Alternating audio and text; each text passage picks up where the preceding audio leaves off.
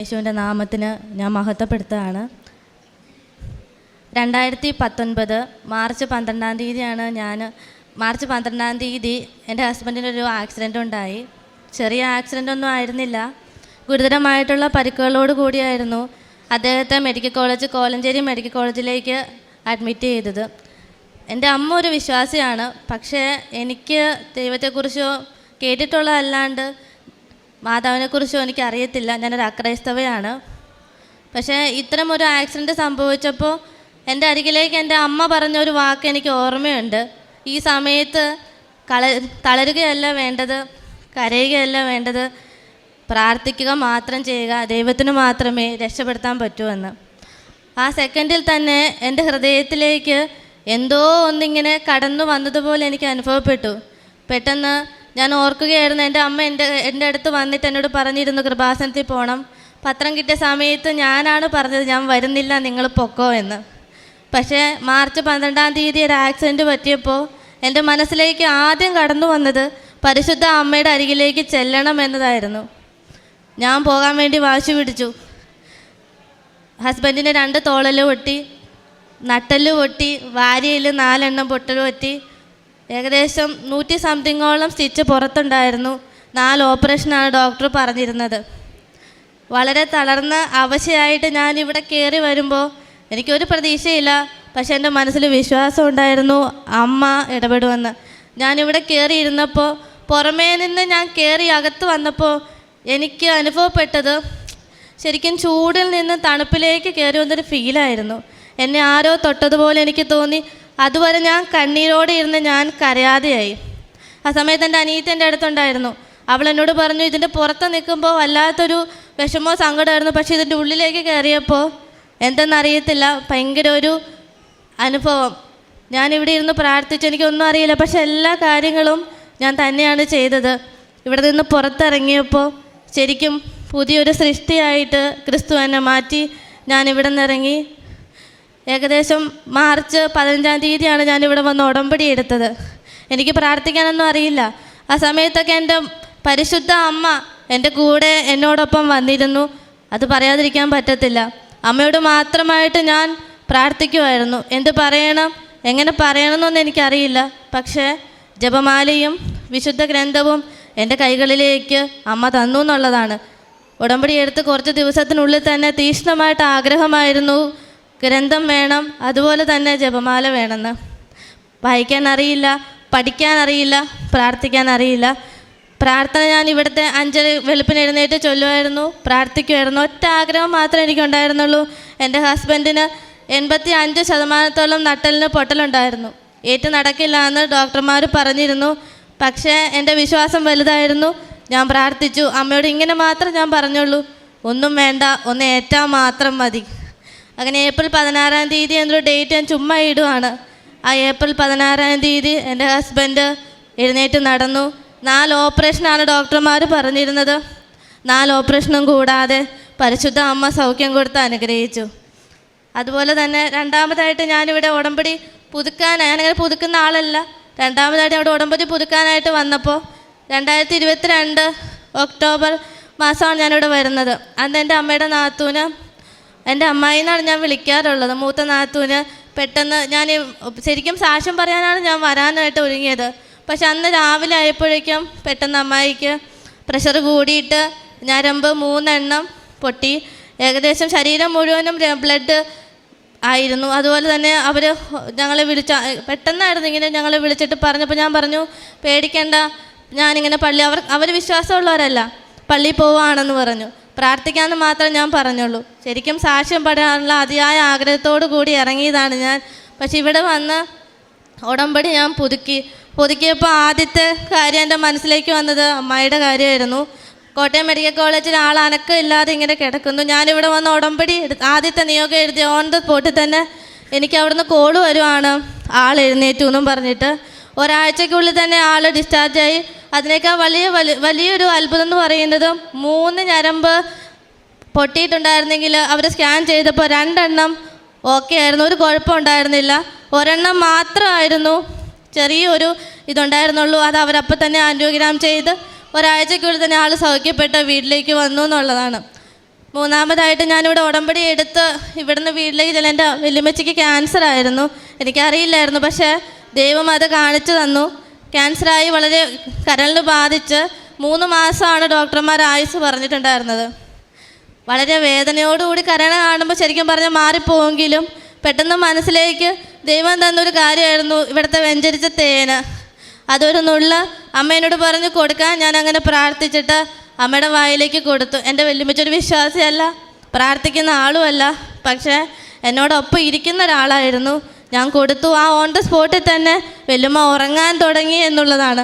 വേദനയില്ല, വിഷമങ്ങളില്ല. മരണത്തോളം വരെ അമ്മയ്ക്കൊരു വേദനയോ വിഷമങ്ങളോ ഒന്നും കൂടാതെ ദൈവം അമ്മയെ കൊണ്ടുപോയി. അത് കാണാനുള്ള വലിയ ഭാഗ്യം എനിക്ക് എൻ്റെ കുടുംബത്തിനുണ്ടായെന്നുള്ള വലിയ ഭാഗ്യമാണ്. അതോടൊപ്പം തന്നെ എൻ്റെ അമ്മ വല്യമ്മച്ചി ആ സ്വപ്നങ്ങളിലെല്ലാം അമ്മയ്ക്ക് പുറമേ ബോധമില്ല, പക്ഷെ ഉള്ളിൽ നല്ല ബോധം ഉണ്ടായിരുന്നു. ഈ തേനുള്ളിലേക്ക് ചെന്ന സമയം തൊട്ട് വിശ്വാസമില്ലാതിരുന്ന അമ്മ ദൈവത്തെ മഹത്വപ്പെടുത്തുവാനും അവിടുത്തെ പാട്ടുപാടി ആരാധിക്കുവാനും സ്തുതിക്കാനും തുടങ്ങി എന്നുള്ളത് ഞാൻ എൻ്റെ കുടുംബത്തിലുള്ളവരും എൻ്റെ അയൽക്കാരും നോക്കി നിൽക്കെ കാണുന്നൊരു വലിയ അത്ഭുതമായിട്ട് ഞങ്ങൾക്ക് തോന്നി എന്നുള്ളതായിരുന്നു. എനിക്ക് ഇത്രയും കാര്യങ്ങളാണ് പറയാനുള്ളത്. പക്ഷേ ഇതൊന്നും എൻ്റെ എന്താ പറയുക, ഇതല്ല ദൈവം എന്നെ ഏൽപ്പിച്ചത് ഇവിടെ പറയാനായിട്ട്. ഞാനിവിടെ വരാനുള്ള കാരണം ഒരു ആക്സിഡൻ്റാണ്. പക്ഷേ ഞാനിവിടെ വന്ന് ഉടമ്പടി എടുത്ത് വീട്ടിൽ ചെന്ന് ഏകദേശം 3 മാസം ആയപ്പോഴേക്കും ഉടമ്പടിയിൽ നിന്നും നിർത്താമെന്ന് ഞാൻ വിചാരിക്കുകയാണ്. എനിക്കധികം പ്രായമൊന്നുമില്ല, അതുകൊണ്ടായിരിക്കും ഞാൻ ചിന്തിക്കുന്നു നിർത്താം. ആ സമയത്താണ് പെട്ടെന്ന് മാതാവിനോട് മാത്രം പ്രാർത്ഥിച്ചുകൊണ്ടിരുന്ന ഞാൻ എൻ്റെ ഉള്ളിലേക്ക് യേശുവിനെ കുറിച്ചിട്ട് കടന്നു വരാൻ തുടങ്ങി.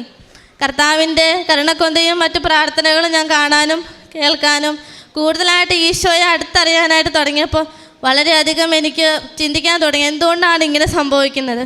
എൻ്റെ അടുത്തൊക്കെ ഒരുപാട് ക്രിസ്ത്യൻസ് താമസിക്കുന്നുണ്ട്, പക്ഷെ ആരുടെ അടുത്ത് പോയി ചോദിക്കാനോ പറയുവാനോ പ്രാർത്ഥന പഠിക്കുവാനോ തമ്പുരാൻ എന്നെ അനുവദിച്ചില്ല, അനുവാദം തന്നിട്ടില്ലായിരുന്നു.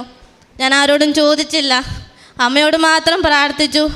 ആ പരിശുദ്ധ അമ്മയുടെ സന്നിധിയിൽ നിന്ന് ഞാൻ പറയാണ്, ഞാൻ ഇവിടെ വന്നത് ഒരു ആക്സിഡൻ്റ് ആണെങ്കിൽ ഞാൻ തിരിച്ചു പോയതോ ശരിക്കും പറഞ്ഞു കഴിഞ്ഞാൽ കർത്താവിൻ്റെ പദ്ധതിക്കനുസൃതമായ ഒരു ജീവിതം നയിക്കുവാനും സ്വർഗത്തിലേക്ക് നോക്കിക്കൊണ്ട് പ്രാർത്ഥിക്കുവാനും അവിടുത്തെ നിത്യതയിലേക്ക് അനേകം പേരെ രക്ഷിക്കുവാനുള്ള ഒരു കൃപയായിട്ട് കർത്താവ് എന്നെ ഉയർത്തി എന്നുള്ളത് എനിക്ക് പറയാൻ കഴിയില്ല. അത്രമാത്രം ഈശോ എന്നെ പഠിപ്പിച്ചിരുന്നു. ഈശോയുമായിട്ട് അത്രയധികം ആത്മബന്ധം പരിശുദ്ധ അമ്മ വഴി എനിക്കുണ്ടാക്കാൻ സാധിച്ചു എന്നുള്ളത് എനിക്ക് പറയാനാവില്ല. അമ്മയെപ്പോലെ എനിക്ക് അമ്മയോട് ഞാൻ പ്രാർത്ഥിച്ച ഒന്നേ ഉള്ളൂ, എനിക്ക് അമ്മയെപ്പോലെ ആവണം, അമ്മയെപ്പോലെ എനിക്ക് ഈശോയെ സ്നേഹിക്കണം. ഈശോ എനിക്ക് ഒരുപാട് സഹനങ്ങളുള്ള ഒരാളാണ്. ഒറ്റപ്പെട്ട് കൂട്ടുകാരൊന്നുമില്ലാതെ ഒറ്റപ്പെട്ട് ഒരുപാട് വേദനകളിലൂടെ സഹനങ്ങളിലൂടെ ദൈവം എന്നെ കൊണ്ടുപോയിട്ടാണ് അവസാനം ഈ കൃപാസനത്തിൻ്റെ ആൾത്താരിൽ ഞാൻ ഇന്നിവിടെ നിൽക്കുകയാണ്. ആ സമയത്ത് എപ്പോഴും ഞാൻ പലപ്പോഴും കേൾക്കുന്നൊരു വാക്കാണ്, എല്ലാവരും പറയാറുണ്ട് സ്വസ്ഥതയില്ല, സമാധാനമില്ല, പരാതി പരിഭവങ്ങളും മാത്രം. എന്നാൽ ഇതേപോലെ തന്നെ ആരോടും പറയാതെ ഒരു മുറിക്കുള്ളിൽ ഒതുങ്ങിക്കൂടി ഞാൻ ഈശോയുമായിട്ട് സംസാരിക്കാൻ തുടങ്ങി. കാണുന്നില്ല, കേൾക്കുന്നില്ല, പക്ഷേ എൻ്റെ വിഷമങ്ങൾ പതിയെ പതിയെ കുറഞ്ഞു തുടങ്ങി. ഞാൻ ഒറ്റയ്ക്കല്ല, എൻ്റെ കൂടെ ദൈവമുണ്ടെന്നുള്ള തീക്ഷ്ണമായിട്ടുള്ള ഒരാഗ്രഹം എനിക്ക് ഈശോയോട് ഉണ്ടാവാൻ തുടങ്ങി.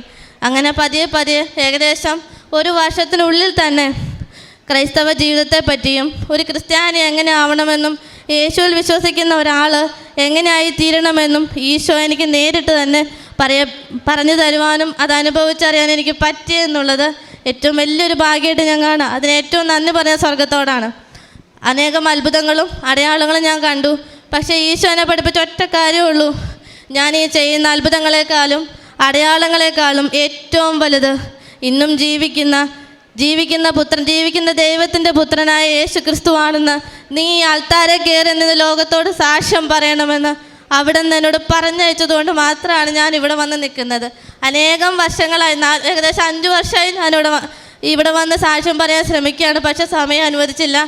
ദൈവഹിതത്തോട് ചേർന്ന് നിന്ന് പ്രാർത്ഥിക്കാനും ആ കർത്താവിൻ്റെ ഹിതം അറിയാതെ മുന്നോട്ട് പോകാൻ എനിക്ക് സാധിക്കുന്നുണ്ടായിരുന്നില്ല. എനിക്കും ഈ ഉടമ്പടി എടുക്കുന്നവരോട് ഒറ്റ കാര്യം മാത്രമേ പറയാനുള്ളൂ, ഈശോയെ ഞാൻ ഓരോ സെക്കൻഡുകളോളം യേശുവിനെ അനുഭവിച്ചൊരു വ്യക്തിയാണ് ഞാൻ. അതിനൊറ്റ കാരണമേ ഉള്ളൂ, എളിമപ്പെടുക. ഞാനൊന്നുമല്ല, ഞാൻ ഈശോയോട് പ്രാർത്ഥിക്കും, കർത്താവേ എനിക്ക് ഞാനൊന്നുമല്ല, ഞാൻ നിൻ്റെ മുമ്പിൽ മുട്ടുകുത്തി നിന്നു. എനിക്ക് ഏകദേശം ബൈബിൾ എടുക്കാൻ എനിക്ക് പറ്റുന്നുണ്ട് ഒരാളായിരുന്നില്ല. കൊന്ത ചൊല്ലാൻ അമ്മ പഠിപ്പിച്ചു, പക്ഷേ വചനം വായിക്കാനുള്ള കൊതിയായിരുന്നു, പറ്റിയില്ല. അങ്ങനെ എനിക്ക് വചനം വായിക്കുന്ന കൊതി ഞാൻ കർത്താവിനോട് പറയും, ഈശോ എനിക്കിത് വായിക്കണം.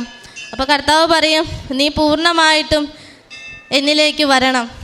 അങ്ങനെ ഞാൻ ഈശോയോട് പ്രാർത്ഥിച്ചു, ഈശോയെ ഞാൻ പൂർണ്ണമായിട്ടും നിന്നെ തന്നെ എനിക്ക് സമർപ്പിക്കുന്നു എന്നുള്ളത്. അങ്ങനെ കർത്താവിന് മുമ്പിലേക്ക് ഞാൻ മുട്ടുകുത്തി ഈശോയോട് പറഞ്ഞു, ഞാൻ ഇന്ന് മുതൽ നിൻ്റെ ശിഷ്യയും നീ ഇന്ന് മുതൽ എൻ്റെ ഗുരുവായിരിക്കണം, എനിക്ക് വചനം പഠിക്കണം. കർത്താവിൻ്റെ മുമ്പിൽ ഇരുന്ന് ഞാൻ ബൈബിൾ തുറന്നു. അന്ന് തൊട്ട് വചനങ്ങൾ എൻ്റെ മുന്നിലേക്ക് കടന്നു വരാൻ തുടങ്ങി. വചനങ്ങൾ എണ്ണി ഞാൻ പഠിക്കാൻ തുടങ്ങി. ഏകദേശം 500-ൽ പരം വചനങ്ങളാണ് ദൈവം എൻ്റെ ഹൃദയത്തിലേക്ക് കടത്തിവിട്ടത്. ആ വചനങ്ങൾ ഉള്ളിൽ തന്നെ വെക്കാനുള്ളതായിരുന്നില്ല. ഓരോരുത്തോടും ഞാൻ പറയുമായിരുന്നു. ഞാൻ അറിയാതെ തന്നെ യേശുവിനെ പ്രഘോഷിക്കുമായിരുന്നു. അപ്പോൾ എനിക്കൊരു കാര്യം ബോധ്യപ്പെടുത്തി തന്നു, ജീവിതത്തിൽ അത്ഭുതങ്ങളോ അടയാളങ്ങളോ അല്ല വലുത്, സ്വസ്ഥതയും സമാധാനവും സന്തോഷവും.